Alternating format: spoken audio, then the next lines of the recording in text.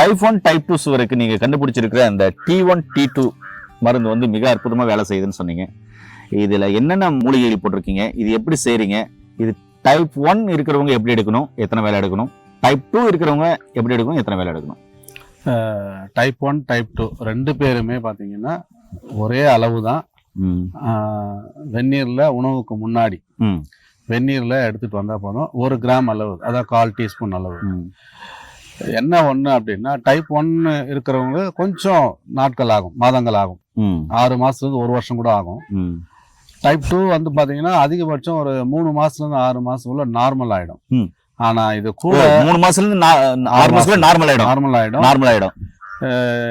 Test எடுத்துட்டு அவங்களே வந்து இடையில நிப்பாட்டிக்கலாம், போதும் நார்மல் ஆயிடுது அப்படின்னு நிப்பாட்டிக்கலாம். ஆனா நம்ம இது கூட சொல்லி கொடுக்குற பழக்க வழக்கங்களை லைஃப் டைம் ஃபாலோ பண்ணாங்கன்னா மருந்து எல்லாமே ஆரோக்கியமா வாழ முடியும். உணவு முறை, அப்புறம் நேரம், அதாவது டைம் மேனேஜ்மெண்ட், அந்த மாதிரியான விஷயங்களை கொஞ்சம் ஃபாலோ பண்ணாங்கன்னா போதும். ஐயா, இதுல என்னென்ன மூலிகைகள் இருக்குங்க ஐயா? இதுல முக்கியமான மூலிகை என்னன்னா, நம்ம சேர்க்கறது வில்வப்பழம் ஓடு, வில்வப்பழம் ஓடு, அப்புறம் கருப்பு குங்குலியம், வெள்ளை குங்குலியம், அதுக்கப்புறம் வெள்ளை குங்குலியம், முளைக்கட்டின வெந்தயம், முளைக்கட்டின வெந்தயம், கருஞ்சீரகம், அதாவது 60க்கு மேல நம்ம சேர்க்கிறோம். முக்கியமான மட்டும் தான் இங்க கொண்டு வந்திருக்கேன். ஓகே. இது இல்லாம பாத்தீங்கன்னா சிறு குறிஞ்சான், இது மூக்கரட்டை வேறு, சீந்திலு, நித்திய கல்யாணி, இன்னும் நிறைய மூலிகைகள் சொல்லிக்கிட்டே போலாம்.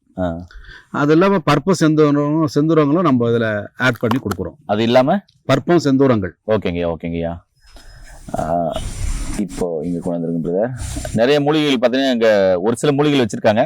நிறைய 60க்கும் மேற்பட்ட மூலிகைகள் இதுல ஆட் பண்றதா ஐயா சொல்லியிருக்காரு.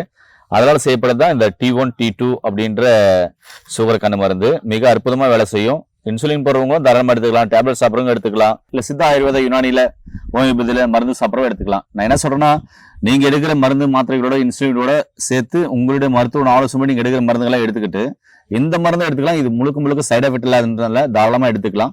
ஐயா, இந்த மருந்து இன்சுலின் உள்ளவங்க எப்படி எடுக்கணும்னு சொல்லுங்களேன். இந்த நம்மள கொடுக்குற மருந்துக்கும் அந்த மருந்துக்கும் ஒரு குறைஞ்சபட்சம் 1 மணி நேரம் இடைவேளை விட்டு எடுக்கணும். ஆமா, இது ரெண்டுத்துக்கும் இடைவேளை ஒரு குறைஞ்ச 1 மணி நேரம் விட்டு எடுங்க. முதல்ல வந்து பயம் பூஜ்யமா இருக்கணும்.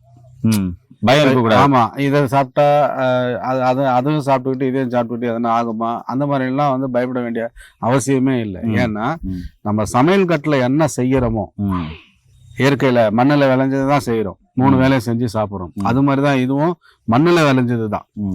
எல்லாம் இயற்கையான முறையில நம்ம சமையல் கட்டுல கிடைக்காத சத்துக்களை மூலிகைங்கிற பேர்ல இங்க நம்ம சமைச்சு கொடுக்குறோம். அதுதான் மருந்து. வேற வித்தியாசமே வேண்டாம். அதனால பயப்பட வேண்டாம். சாப்பாடு மாதிரி நினைச்சீங்க, ஃபுட் சப்ளிமெண்ட். ஓகே, இது மருந்துன்னு நினைக்க வேண்டாம். இப்போ டைப் 2 இருக்கிறவங்க எப்படி எடுக்கலாம்? டைப் 2 இருக்கிறவங்க டூரேஷன் தான் சேம். டைப் 1 டைப் 2 ரெண்டு பேரும் ஒரே அளவு தாங்க ஐயா.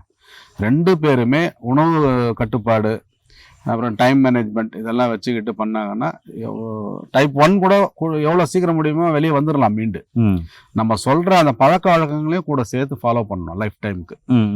அதுதான் ரொம்ப முக்கியம். சுகரை பொறுத்த வரைக்கும் பித்தம் ஓவரா சூடாகாம பாத்துக்கணும் உடம்பு. கண்ணுக்கு அதிகமா வேலை கொடுக்க கூடாது.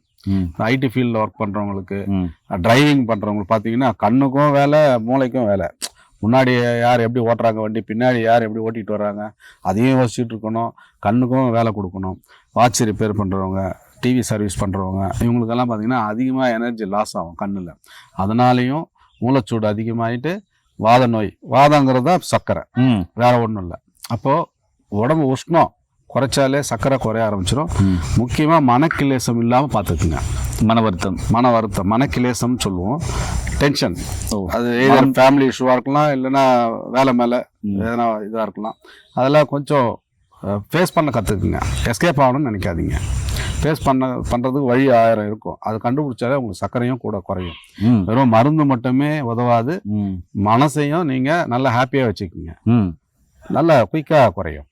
சூப்பருங்க ஐயா. ஏன் உங்களுக்கு சக்கரை நோய் இருக்கா? சக்கரை நோய் இருந்தால் கவலைப்பட வேண்டாம்.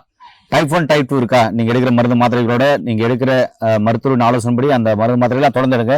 அதே சமயத்துல கீழே நம்பருக்கு கால் பண்ணீங்கன்னா பரிச்சு பட்டதாரி மருத்துவ மூலம் ஐயா கொடுக்குற மருந்துகளும் கிடைக்கும். அந்த மருந்துகளை எடுத்துட்டு சைடு எஃபெக்ட் இல்லாத மருந்து நோய் நொடி இல்லாமல் ஆரோக்கியமாக வாழ்றதுக்கு ஹெல்ப்ஃபுல்லாக இருக்கும். உணவில் முறை சொன்ன மாதிரி உணவில் முறை வாழ்வியல் முறை மாற்றுங்க. டயட் பிளான், அதாவது சரிவிகித உணவை எடுங்க. இந்த நோய் மட்டும் இல்லை, எந்த நோயும் வராது.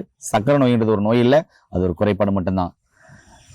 உங்களுக்கும் சக்கரை நோய் இருக்குன்னா, இல்லை உங்கள் ரிலேட்டிவ் தெரிஞ்சவங்க யாருன்னா சக்கரை நோய் இருக்குன்னா இந்த வீடியோவை முக்கியமாக எல்லாருக்கும் ஷேர் பண்ணி விடுங்க. ஏன்னா நிறைய பேர் கொடுத்து நிறைய பேர் குணமாக இருக்காங்க. HbA1c எல்லாம் ஏகப்பட்ட பேர் நார்மலாக இருக்கு. சாப்பிட்றது முன்னாடி சாப்பிட்ற பின்னாடி டெஸ்ட் எல்லாம் ஒரு டெஸ்ட்டே இல்லை, அதெல்லாம் சீக்கிரமா நார்மலாக பண்ணியிருக்காரு.